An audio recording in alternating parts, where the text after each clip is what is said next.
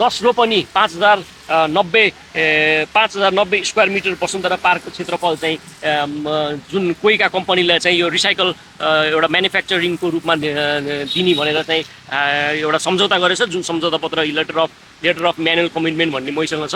र विगतमा यो महानगरपालिकाले जुन विदेशी लगानीहरूलाई चाहिँ यसरी भित्राउँदाखेरि महानगरले आफैले स्वयं बुझ्न पर्ने हो, जुन एउटा पार्कलाई पार्क नै बनाउने भनेर चाहिँ विगतका दिनमा केबल कार आए यहाँ, तर केबल कारलाई चाहिँ स्थानीयहरूको विरोधमा चाहिँ पार्क जुन प्रयोजनको लागि छ त्यो प्रयोजनको लागि प्रयोग गर भनेर सर्वोच्च अदालतले पनि त्यो मुद्दा चाहिँ फैसला गरेको थियो। र अहिले महानगरपालिकाले पनि आफैले चाहिँ एउटा चाहिँ विचार गरेर चाहिँ यो अगाडि बढ्न पर्नेमा, किनभने एउटा दुःख लाग्दो कुरा विदेशी कम्पनी जसले चाहिँ नेपालको दाता हो, नेपाललाई सहयोग गर्ने कम्पनी हो, त्यसले चाहिँ एउटा चाहिँ यो विषयमा चाहिँ वसुन्धरा पार्कको चाहिँ विगतमा चाहिँ सर्वोच्चले के प्रयोजनको लागि प्रयोग गर्ने, पार्कलाई पार्क बनाउने भनेर भन्दाखेरि विदेशी कम्पनीलाई यहाँ संरचना बनाउनु दिँदाखेरि पक्का पनि विदेशी कम्पनीलाई पनि यो दुःख लाग्दो कुरो हो। र यो दुःख लाग्दो कुरोमा चाहिँ महानगरले आफैले चाहिँ यसलाई चाहिँ अन्यत्र लग्न पर्नेमा विदेशी कम्पनीलाई एउटा दाताको रूपमा लिएर आएर यहाँ जुन काम गर्न लागेको छ त्यो एकदम दुःख लाग्दो हो। यसले होल नेपाल र कोरियाको सम्बन्धलाई पनि अलिकति नराम्रो